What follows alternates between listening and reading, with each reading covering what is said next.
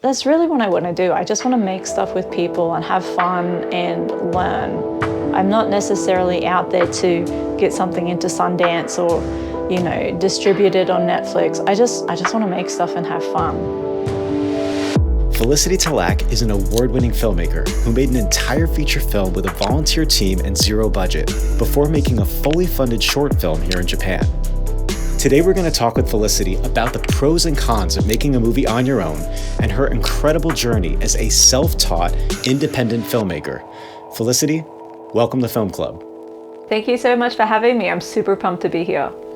So Felicity, could you tell us a little bit about yourself, how you ended up in Japan, and how you got into filmmaking? Sure. So I came to Japan in 2006, and it was my dream to come to Japan. I had studied Japanese in school. I just had it in my head that I needed to go to Japan. It's what I felt I had to do. So I studied Japanese in high school, university, and then when the opportunity came to come to Japan as an English teacher, I jumped, I took it. I hadn't actually thought that I'd do filmmaking. It wasn't something that was on the radar. I have always been a writer. I've been writing stories and telling stories since I was tiny. I think that's a huge part of my identity is a storyteller, somebody who loves to write. And in 2012, I started a blog called Where Next Japan, and that was getting some traction, but I noticed that when I made videos, people watched those a lot more than they read my blog. So I met a girl at the time, Ryan Behrens, and she had been in Los Angeles, and she'd been a stand-in for, on real sets, and it made me super excited. So she and I brainstormed all these ideas, and we went out and we made really fun travel videos about Japan. And that's how we kind of got started. That's how I learned how to edit. That's how I, learned that a tripod's important. I kind of cut my teeth with Where Next Japan. Jumping off that, I decided to make a feature film, and I had no experience in making a feature film. I had a couple of friends who'd made a feature film or short films, and one day I was just like, I'll just do it. I'll just try. And that's how I made Impossible to Imagine, which was made over about 10 months, and I did it once a month on the weekends. Just got everybody together because everyone had full-time jobs, and everybody was similar to me. We were kind of learning as we went. It was an excellent, wonderful experience that was more successful than I could have hoped for or imagined. I started writing this story and I wanted to tell it as a feature film, and I wasn't really sure how to do that. But helping out my friend Hamish Downey on his debut feature, Matcha and Vanilla, I kind of got a sense of what what filmmaking in a more professional sense looked like. I was assistant to a cinematographer called Paul Leeming, and he was very generous with his advice, and I learned a little bit about lighting. I already had a bit of an idea about how to frame things, but I'd never seen a shot list, or I'd never gone through the process of slating or takes or any of that. So being able to work on other people's sets at first gave me a sense of how to structure a day of filmmaking. And then from that, when I started with Impossible to Imagine, it was a lot of learning as I went, but because I was doing it in such a kind of slow fashion of one weekend a month, the first day of shooting, we made mistakes. It was okay, because then the next time we went to shoot it, we could reshoot, we could rectify that. Whereas I think if I had done 10 days straight away go, there would have been so much stress, and I think it would have just fallen apart really quickly. So I'm really happy that I did that step-by-step kind of process. Yeah, I think it's incredible that you were able to make anything narrative, let alone an entire feature film, without going to film school and having those kind of crafts and tools under your belt. What kind of things did you do to keep the budget down, keep costs down, and tricks that you learned for independent filmmaking? That's a good question. I'm not sure how much of it is like a trick that I learned. I found that people were very generous. Generally, if I said, you know, if I asked for something like, you know, I'm looking to make a film, do you have a day off? Like for the location, for example, is there a day that you're not using it, that I could use it? How much would you like? People were often very generous and they just say, oh, it's okay, you can use it. So perhaps the thing I would recommend is having a big network, having a lot of people that you know, because some of the people who came on board as assistant directors or sound engineers, sound recordists, they were people who were very interested in films and they just wanted to be on a film set. They just wanted that experience. Perhaps the other thing is doing it on the weekend, because then you can attract people who, like myself at the time, were working full-time jobs, but were doing filmmaking as a hobby. If you're asking people to put in a lot of time consecutively, like can you work, you know, Monday to Sunday on my film, you're going to be looking for people this is their job, this is their day-to-day, and that's a big commitment all at once. Whereas if it's just like, you know, one Sunday a month, that's a little bit more like doable. And a lot of the people who came on, I guess, you know, in these other positions as crew, didn't have to be the same person. Actors are different, and that's kind of why I was paying them as well, because I wanted them to commit, so I wanted to show them gratitude for their commitment. But I would have different sound guys on different days. I had different assistant directors on different days.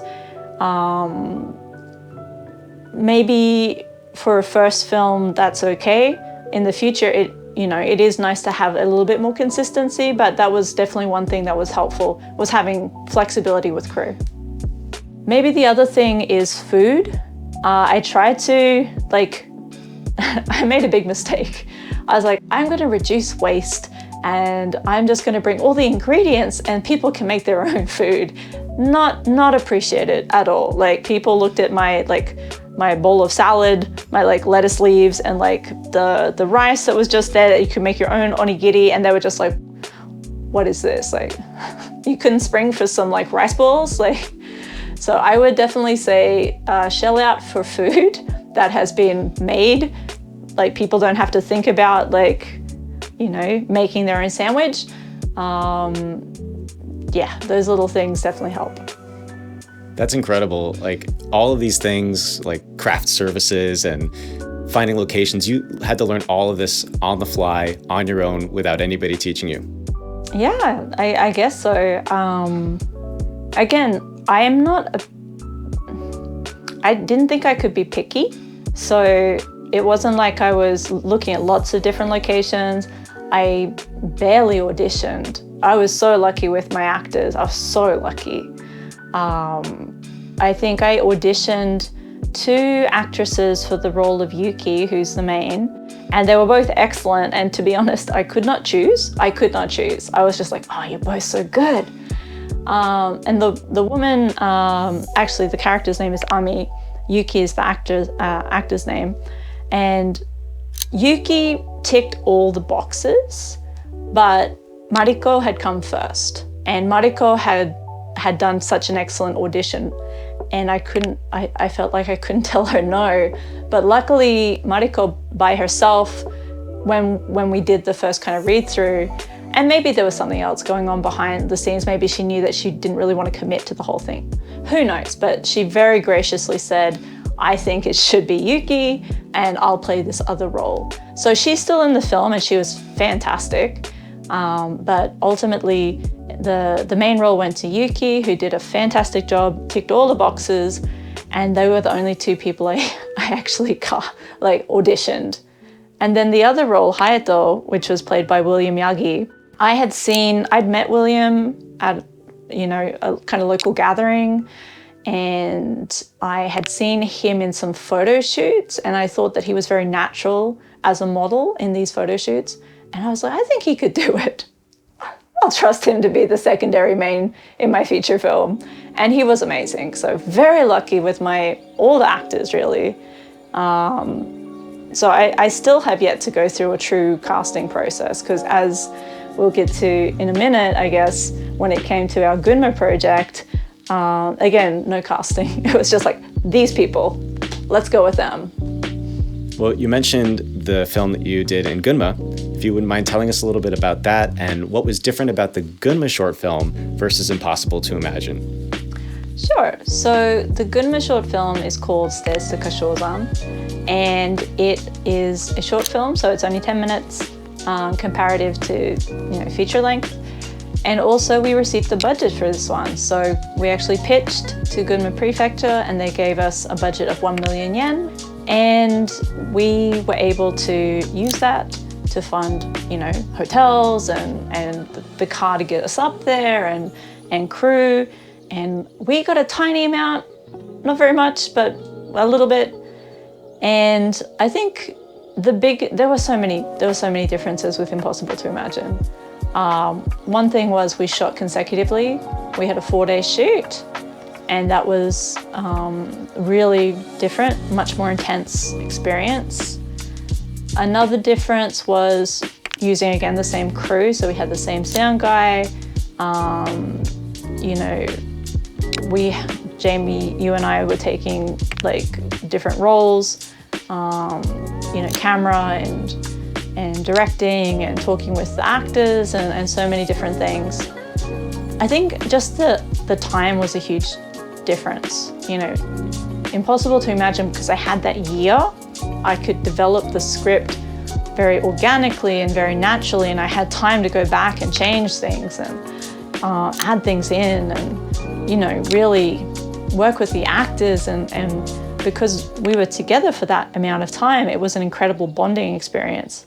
And Gunma was too, but in a very condensed way, because we all went up in the car and it took 12 hours to get there, and it was like camping for 6 days together, and we made this thing together, and everybody was amazing and super professional and brought their A game, and it was wonderful. But it was, for me, the intensity of it meant that I was not having as much fun as I had with Impossible to Imagine. I felt very tired, very stressed.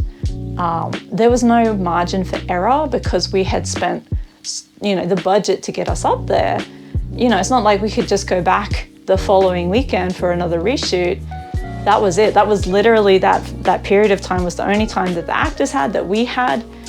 And it added this extra layer of urgency to it that Impossible to Imagine didn't have. I think a lot of filmmakers, they just dream of having any kind of outside funding, any kind of budget that doesn't come out of pocket, right? That's the dream. What were the challenges that you saw with that money getting spent, which any filmmaker might think outside funding is going to stretch, it's going to last? What were the challenges that you saw with budgeting and where that money went fast? And also, what kind of challenges did you see in terms of creative freedom or control that may or may not have come with the money? 100%. Yeah, that was the big thing, the creative control. I had never really worked with almost like a producer before, and dealing with their demands and their expectations. So we received the money, we received news that we'd won the pitch and that we were going to get this budget, and we're super excited. And so I launched into, producer mode, and I'm like, all right, when is everybody free and when can we go?